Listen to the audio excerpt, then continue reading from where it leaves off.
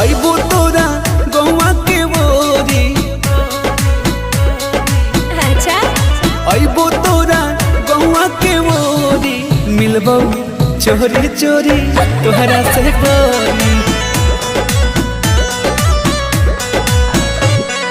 पागल कइले रूपवा बा तोरी। मिलबो चोरी चोरी तोहरा से गोरी। पागल कर दे की